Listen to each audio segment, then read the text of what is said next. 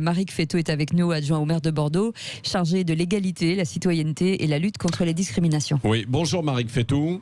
Bonjour. Alors, on le rappelle, la ville de Bordeaux est le premier port colonial et troisième port négrier entre le XVIIe et le XIXe siècle. Donc, c'est un travail de mémoire qui continue. Pourquoi avoir fait ce choix d'installer ces plaques explicatives ?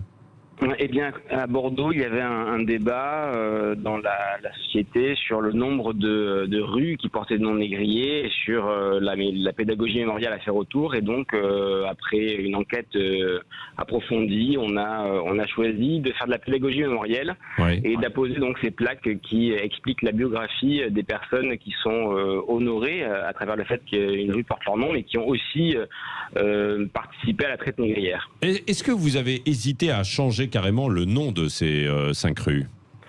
C'est une question qu'on s'est posée et on a conclu qu'il valait mieux les conserver pour 2 raisons. D'abord, changer des noms de rues, c'est très compliqué sur le plan administratif parce que les habitants de la rue, en général, sont très mécontents parce qu'ils ne reçoivent plus leur courrier pendant plusieurs mois. Les administrations sont un peu perdues avec eux. Et donc, ça aurait braqué des habitants contre la question mémorielle.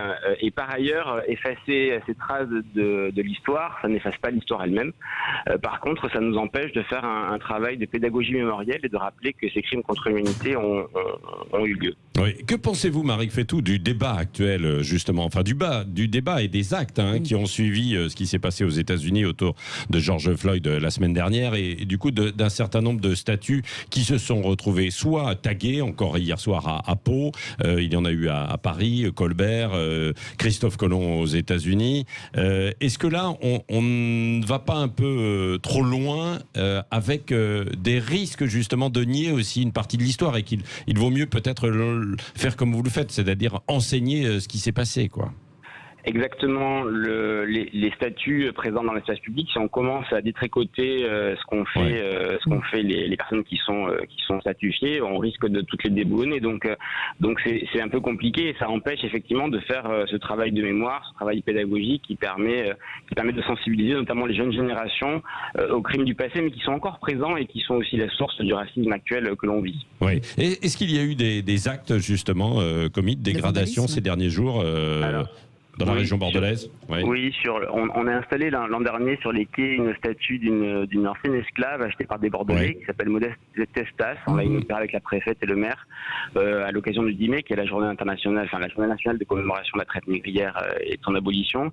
Et elle a été taguée avec un slogan qui disait qu'une statue ne pourrait pas réparer le drame de l'esclavage et de la traite.